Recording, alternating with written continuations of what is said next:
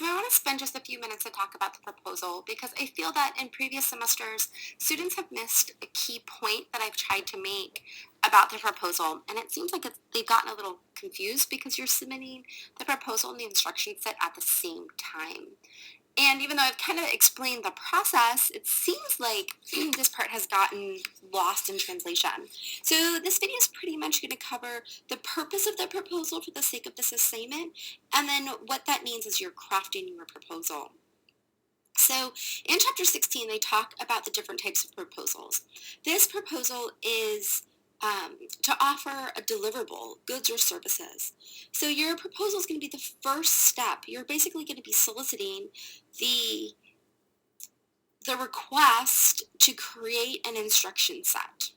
Okay, so your company, your group wants to be the one who gets access to this. So in the real world scenario, you wouldn't go and build something and then bring that something to someone and say, now we want to be able to do this for you. We don't have the time. We don't have the resources. I can't go build a bridge and then say, I'm the one that you should go hire to build this bridge because we already built it. So when you're offering to deliver goods or services, you are going in and you are trying to let your audience know that there's a problem, the reason why there's a problem, how you can fix the problem, and why you're the best candidate to fix that problem or to provide those goods and services. For the sake of time, because we only have several weeks to complete this, you don't have time to complete the proposal and then me to reply back to it and then for you to go ahead and do the instruction set. So instead, we're doing a little role playing here. You are going to go ahead and create the proposal, like you are requesting the bid to do this, that you are hoping to win the bid to do this.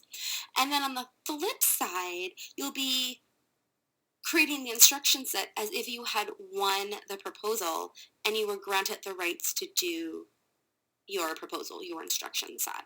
So it's kind of the premise of this. I'd like you to use the sample in the book as your model. You can see here, I want you to follow this. Don't reinvent the wheel. We have our traditional memo heading. We have our statement of purpose here like we would in any other memo. We have the summary of the memo. This is the summary of the issue, of the problem. This is a persuasive document. You can see that there's a little bit of research in this area talking about the credentials and the summary. Our introduction is really the explanation of the problem. It's really diving into the situation here.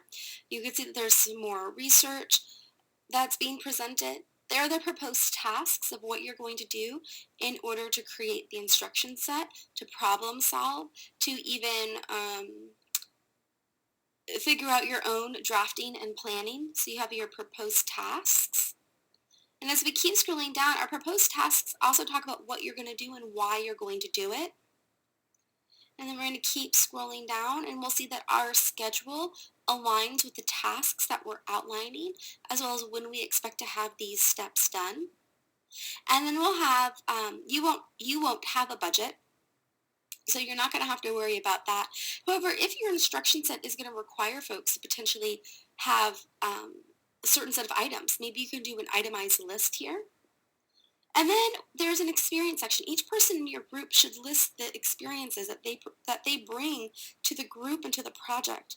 You all have vast experiences and something to add. So just a little paragraph for each person. And then finally, you're going to have your references. So all that research, all the references will be shown here. So again, it seems a little awkward because you're going to be kind of doing these at the same time, your instruction set and your proposal. But in the traditional outline, you're going to be doing the proposal first and then the instruction set, right? So you're writing the persuasive document of why you should be allowed to do that instruction set and then the instruction set. Please, again, utilize this model here to help you with how everything should be structured. And as always, if you have any questions, don't hesitate to ask.